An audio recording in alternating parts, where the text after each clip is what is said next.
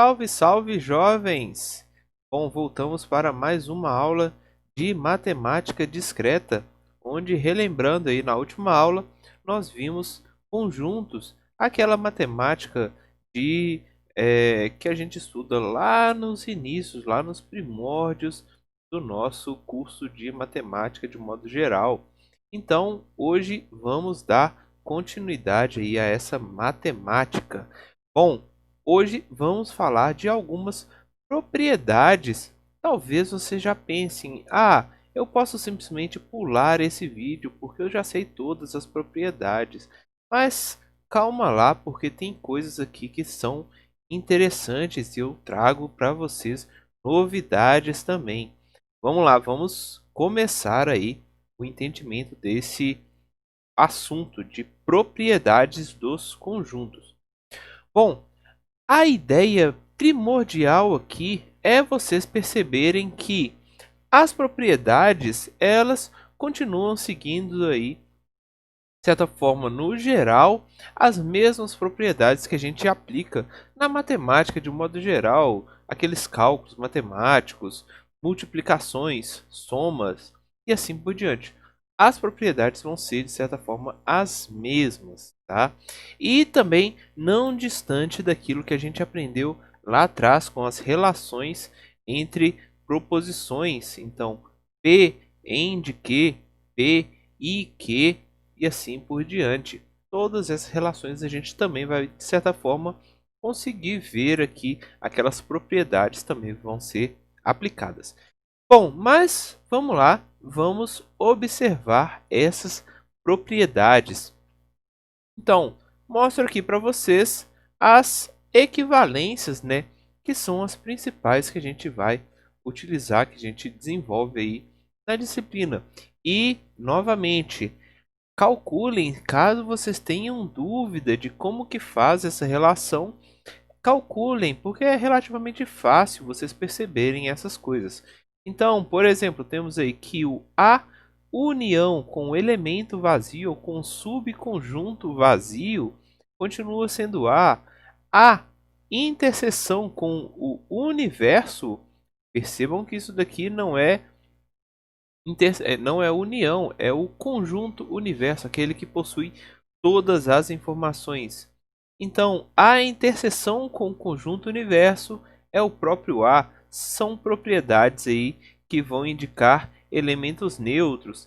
Temos também propriedades de dominância, propriedades associativas, distributivas, ou seja, todas as principais propriedades que a gente calcula na matemática, seja em cálculos normais, seja em cálculos lógicos, aqui também são aplicados. E por fim aí mostro para vocês a lei de Morgan, que também apresentava a sua relevância quando trabalhado com lógica. Então, vamos aqui, eu vou mostrar para vocês uma dessas formas aí, desses cálculos sendo desenvolvidos, que é a lei de Morgan.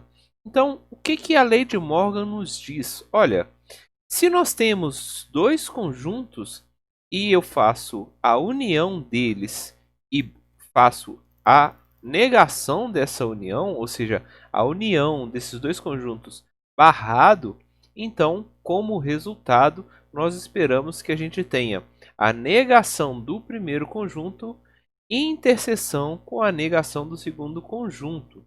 Então, essa é uma das propriedades.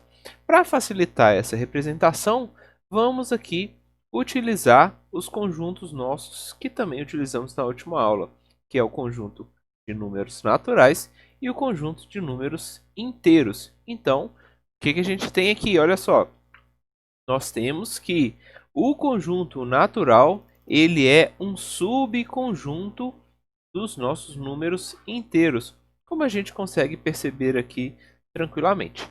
Então, vamos lá, vamos aplicar a lei de Morgan nesses nossos conjuntos. Então, na primeira parte, nós vamos aí ver a relação de união primeiramente.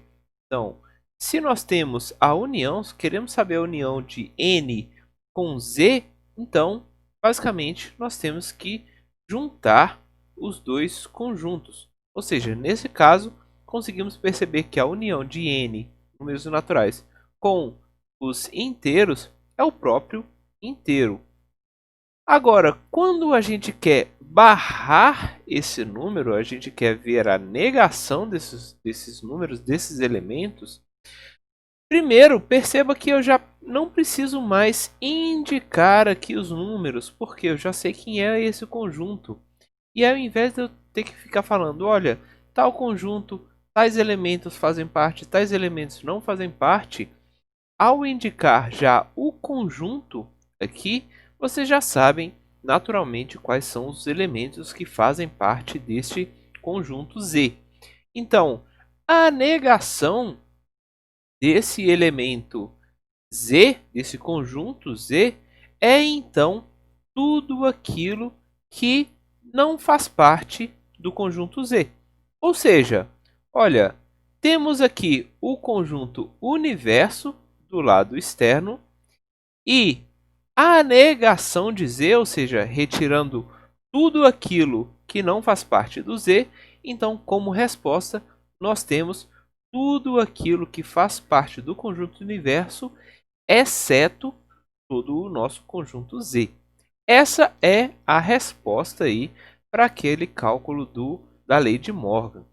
Mas vamos ver o outro lado agora. Olha, para o outro lado, nós temos a negação de n, que seria o nosso conjunto universo, menos a bolinha aqui referente a n.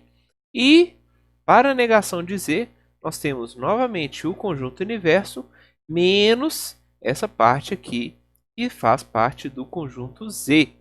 E quando a gente junta esses dois elementos e faz a interseção entre eles, percebam que este ponto é comum para os dois. Este ponto aqui, ele é comum somente para a negação de n. Então, está aqui. Agora, essa parte externa, ela é comum para os dois. Ou seja, como resultado, a negação de n interseção com a negação de z vai ser, novamente, esta região que está fora de z, como a gente consegue perceber aqui. Ou seja, conseguimos representar os cálculos aplicados em conjuntos utilizando aí o que a gente viu de diagrama de Venn, que seria esses bloquinhos, essas bolinhas representando esses nossos conjuntos, tá? Bom, mas vamos dar continuidade porque a possibilidade de representar tabelas verdades também é possível aí quando se trabalha com conjuntos. Aí, novamente, percebam que para a tabela verdade, eu não vou precisar exatamente saber quais são os elementos que estão dentro desse nosso conjunto. Nós precisamos somente saber quem é esse nosso conjunto. Então, para a pertinência, para verificar a pertinência de um conjunto, nós vamos novamente utilizar a tabela de pertinência. E aí vocês vão perceber que ela é exatamente igual à tabela verdade, que é representada assim. Então, olha, temos aí um conjunto A, que ela pode possuir alguns elementos ou pode não possuir alguns elementos. Temos um outro conjunto B, que pode possuir alguns elementos e pode não possuir alguns elementos. Quando a gente calcula a negação de A, a gente vai fazer com que os elementos que pertencem passem a não pertencer mais. E aqueles que não pertenciam, agora eles fazem parte desse nosso conjunto de negação de A. A mesma coisa para o B. E aí, por fim, aplicamos a união. A união de A com B é pegar todo mundo que pertence ao A, mais todos os elementos que pertencem ao B e juntá-los, ou seja, temos como resultado esse daqui. E por fim, aplicando aí a regra de Mason, que é a última parte, né, do nosso cálculo, a negação da união vai fazer com que todo aquele elemento que fazia parte agora não faça mais parte. Então, temos aqui essas respostas. E também a negação de A em interseção com a negação de B. Então, vamos verificar aí quais elementos fazem parte e quais elementos que não fazem parte e calcular a interseção dentre eles.